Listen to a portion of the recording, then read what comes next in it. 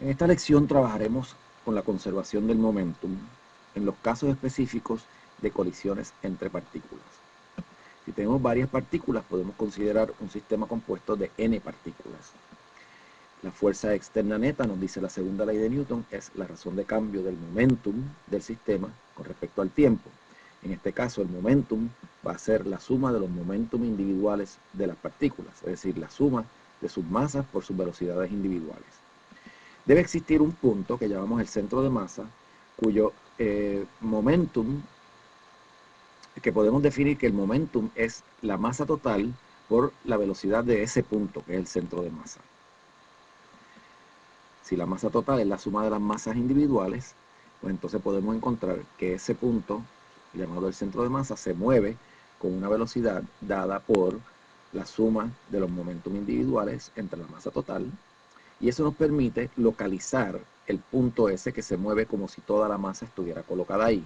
Ese punto, que es el centro de masa, tiene una localización dada por esta ecuación presentada ahí, que siendo una ecuación vectorial se traduce en dos ecuaciones, una para la coordenada x, que se puede encontrar la coordenada x del centro de masa sumando las masas por las coordenadas de cada partícula dividido entre la masa total, y la coordenada y sumando las masas por la coordenada y de cada partícula entre la masa total.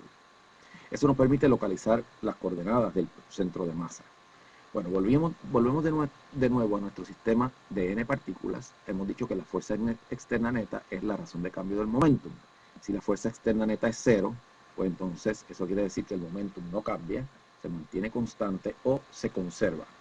El momentum antes de algún evento y después de ese evento, donde no haya fuerza externa neta, es igual, porque el cambio es cero. Eso quiere decir que, por ejemplo, antes de un choque, que son fuerzas entre el sistema, no fuerzas externas, el momentum por la suma de las masas por las velocidades antes del choque va a ser igual a la suma de las masas por las velocidades después del choque. El requisito para ello, de nuevo, es que la fuerza externa neta sea cero. Este es el principio básico de la conservación de momentum y vamos a verlo aplicado en algunos casos simples. Empecemos con un bloque de 3 kilogramos que se desliza por una superficie sin fricción, viajando al este a 5 metros por segundo, choca con otro bloque de 2 kilogramos que viaja al norte a 6 metros por segundo. Y aquí vamos a suponer que después del choque los objetos se pegan y vamos a calcular la velocidad final. Hacemos un diagrama de lo que hay antes del choque. Tenemos nuestro bloque viajando a 5 metros por segundo al este, el bloque verde, el rojo viajando al norte a 6 metros por segundo. Esa es la situación antes del choque. Después del choque, los dos bloques se pegan, así que se mueven como si fueran un solo cuerpo de 5 kilogramos, con una velocidad final VF, que es la que tenemos que determinar. Para hacer esto escogemos un eje de coordenadas, porque vamos a trabajar con vectores, tenemos que representarlo en algún eje de coordenadas. El eje de coordenadas X está en el este y la Y está hacia el norte, por lo tanto las velocidades de los bloques inicialmente son las indicadas. El momentum antes del choque, que sería la masa por la velocidad, sería 3 por 5 en I, 2 por 6 en J, y el momentum después sería 5 por V final.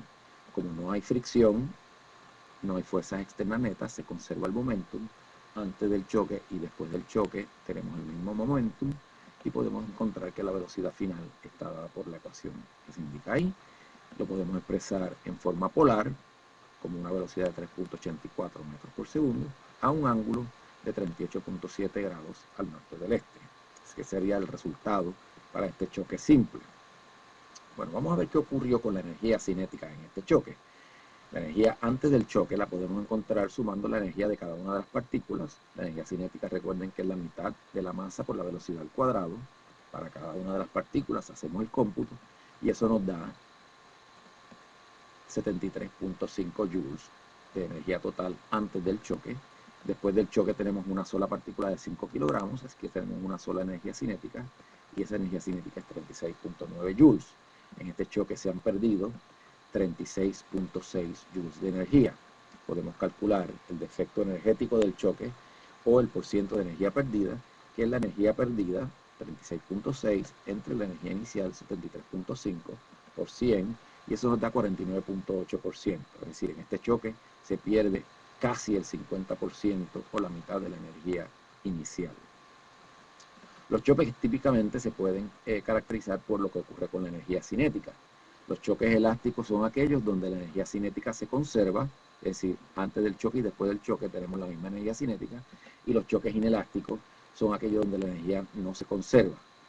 Este choque que hemos estudiado aquí obviamente es un choque inelástico, y de los choques inelásticos resulta ser un choque perfectamente inelástico, que son aquellos donde se pierde la cantidad máxima de energía cinética y los objetos quedan pegados después del choque. Vamos a ver qué hubiera pasado con nuestro choque si hubiera sido un choque elástico.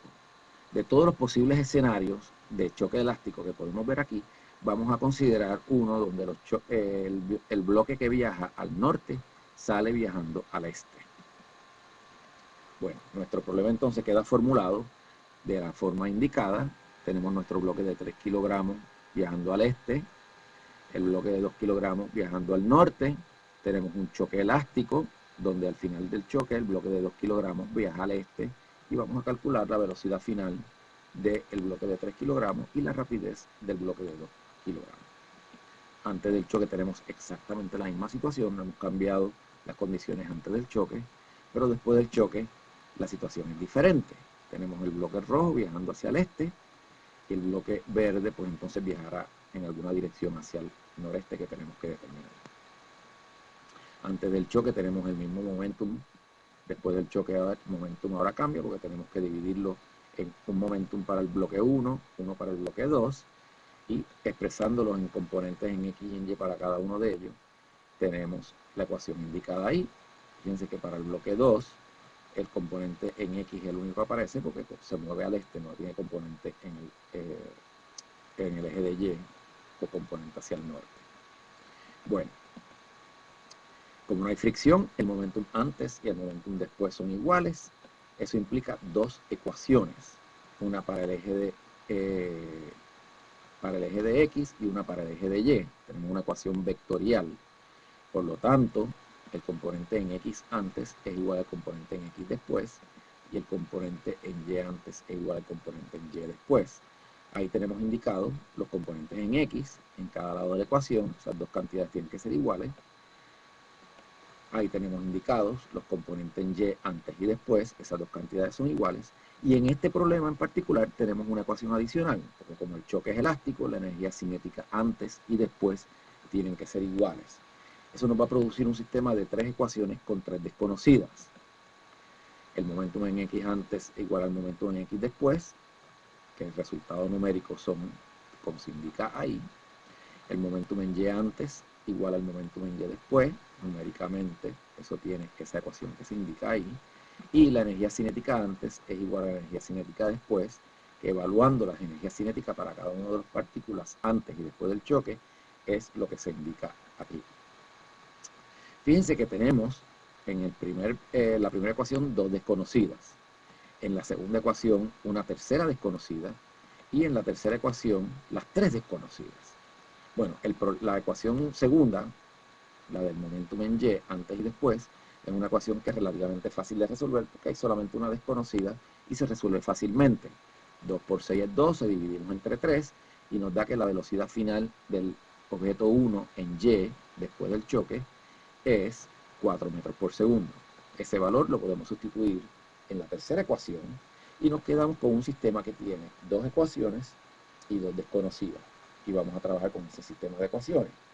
Tenemos nuestra primera ecuación, 15 es igual a 3 UF1X más 2 UF2, y la de la energía, que tiene los valores asignados, que la podemos representar simplificando como 49.5 igual a 1.5 BF1X cuadrado más BF2 cuadrado. De la primera ecuación podemos despejar por BF2 para sustituir en la segunda. Nos da que BF2 es 7.5 menos 1.5 BF1X. Ese valor lo sustituimos en la ecuación de energía cinética y terminamos con esta única ecuación con una desconocida. Es una ecuación cuadrática que se puede simplificar según se indica, haciendo las operaciones correspondientes. Terminamos con que 0 es igual a la ecuación cuadrática. Y esto lo resolvemos utilizando la fórmula cuadrática, y esa fórmula cuadrática nos produce dos resultados.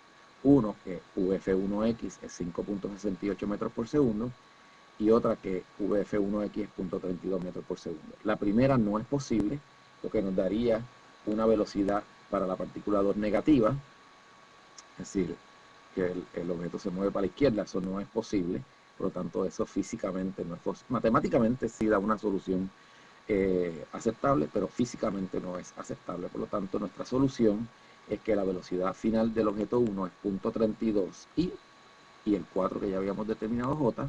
Eso nos da un componente, una velocidad de 4 metros por segundo aproximadamente, a un ángulo de 85.4, y la velocidad final 2 nos da de 7 metros por segundo. Esa era en el eje de X solamente.